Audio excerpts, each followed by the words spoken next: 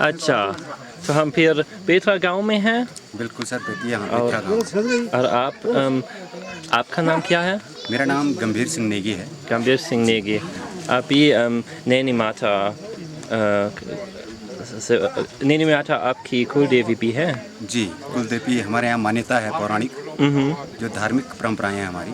अच्छा, उसमें हमारी कुल देवी मानी जाती है माँ नैनी देवी। अच्छा, तो उनका मतलब है कि अपने परिवार में उनका सबसे सारा विश्वास रखते हैं।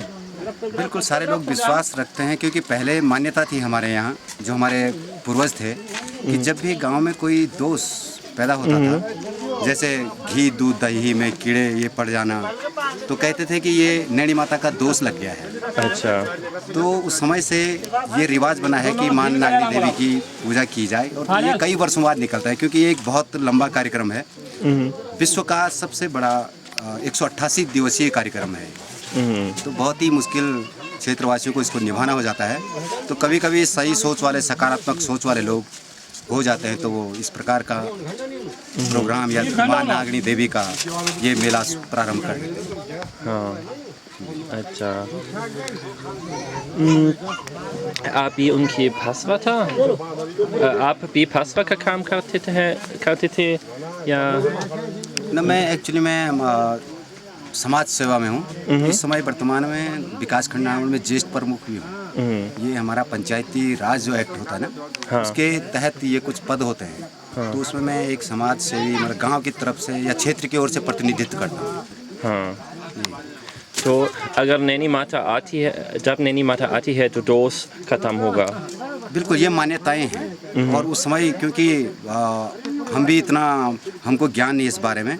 इससे पहले जब नागनी माता का ये मेला निकला था, तो 40 वर्ष पहले निकला था।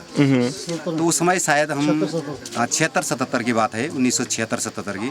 तो उस समय तो हम लोग बहुत छोटे रहे होंगे। तो हमारे जो पूर्वज बताते थे कि पहले हम तभी यह मेला शुरू करते थे जब हमारे यहाँ दोष क्षेत्र में कुछ दोष लग जाता था। घी दूध छाछ या इन पे कीड़े मकोड़े पड़ जाना, जो मैं पहले भी बता रहा था। तो इस प्रकार से इस माँ नागनी देवी का मेला शुरू प्रारंभ करते थे। जी। तो क्यों नैनी माता लोगों पर दोष रखती है उसको? दरअसल ये कहानी जो पौराणिक है हमारी, ये 9 बहनें थी। हाँ? और 9 बहनें, तो उस समय जब दोष उत्पन्न हुआ करता था, तो विश्वामित्र जी जो वशिष्ठ जो वो थे, वशिष्ठ जी थे, उन्होंने कहा कि ऐसा यज्ञ करना पड़ेगा, उसके लिए 9 कन्याएं चाहिए, और वो भी कुंवारी चाहिए, जो पौराणिक हमारा इतिहास बताता है। तो 9 गर्ल्स, आप समझ रहे होंगे। हाँ, समझ सकते। अनमैरिड हाँ, ये कहानी मुझे मालूम है। जी जी जी जी। क्यों जो मैं नहीं समझ सकता हूँ है कि अगर नैनी माता आप लोग हैं अपने उनके परिवार के लोग में ना। आपने एक सवाल किया था कि ये दोष क्यों लगता है, क्योंकि जब क्षेत्र में आपसी मतभेद पैदा हो जाता है, तो कहीं ना कहीं माँ नागनी देवी भी इस चीज़ को वॉच करती होगी। तो वो स्वतः ही, मतलब इंसानों को चेता देती है। इंसानों को ये चैलेंज, एक प्रकार का चैलेंज वो हो गया हो कि तुम लोगों का जो मतभेद है आपसी, ये सही नहीं है। एक मिलजुल कर रहो, क्योंकि यहाँ पे 9 गांव हैं, तो तुम लोगों को एक मिलजुल कर रहना चाहिए। अगर नहीं रहते हैं, वो देखते हैं कि इनका आपसी तालमेल काफ़ी खराब हो जा रहा है, तो वो कुछ ना कुछ किसी तरीके का विघ्न उत्पन्न कर देती है, ताकि लोगों के समझ में आ जाए कि वास्तव में तुम लोग ठीक नहीं कर रहे हैं, और आप लोग फिर एकत्रित हो जाइए। और जो ही नागनी माता का हम लोग पूजन करते हैं, तो उस समय हमारे फिर सारे गांव के लोग इकट्ठा हो जाते हैं, तो एक प्रेम व्यवहार बढ़ जाता है, तो फिर सब कुछ एक शांत की तरह सही हो जाता है। अच्छा जी। तो ये उनका गुस्सा है, दोस्त उनका क्रोध से आती है उनका? जी, वो अपने जो उनके भक्त हैं, जो उनके क्षेत्र के लोग हैं, उन पे एक गुस्सा है उनका कि तुम क्यों आपस में मतभेद कर रहे हैं, क्यों आपस में एक दूसरे से बिगाड़ रहे हैं, क्यों आपस में तुम एक कोऑपरेटिव की भावना से नहीं रहते हैं। तो जो ही हमारा ये खत्म हो जाता है, व्यवहार खत्म हो जाता है एक दूसरे से, तो माँ नागनी देवी कुछ न कुछ अपना ऐसा प्रचंड रस देती हैं कि गांव के लोगों को या क्षेत्र के वासियों को ये पता लग जाता है कि कहीं ना कहीं कुछ गलत हो रहा है। तो फिर हम हमारे पूर्वज लोगों ने, या इस समय जो हमारा जो लोग थे उन लोगों ने माँ नागनी देवी की पूजा की है कि कहीं ना कहीं मतभेद था क्षेत्र में। तो ये है इस प्रकार ये शक्ति है। ये हाँ, ये अच्छा नहीं हो रहा है कि पब्लिक के लिए जो ये चीज़ें हैं कि एक दूसरे से जो आप मानवता की परिभाषा नहीं समझ रहे हैं, एक दूसरे को नहीं मान रहे हैं, तो उन्होंने ये चेतावनी कर दी। तो इसलिए इस प्रकार का मेला हम लोग प्रारंभ करते हैं। अच्छा, धन्यवाद। और अभी ये इंसानों के साथ नहीं रहते हैं ना अभी ये? नहीं सर, ये हमारे दैवी शक्तियाँ हैं। ये दैवी शक्तियाँ हैं तो ये इंसानों के साथ नहीं रह सकते हैं, क्योंकि ये इतना ज्ञान हमें भी नहीं कि ये त्रेता युग या द्वापर युग किस युग की बातें हैं। तो कहीं ना कहीं हमारे पूर्वजों ने अगर इसको शुरू किया है, तो जब पहले हुआ था 40 वर्ष पहले, तो हम बहुत छोटे थे। उस समय केवल हमको हल्का सा वो जो आपने देखा होगा रस्सा जो मोटा सा होता है लंबा, जिसको नाग देवता के रूप में मानते हैं, वो वाला एक हल्का सा ध्यान है जो आज की डेट में मतलब आप देख होंगे प्रत्येक घरों में लगभग टका होगा।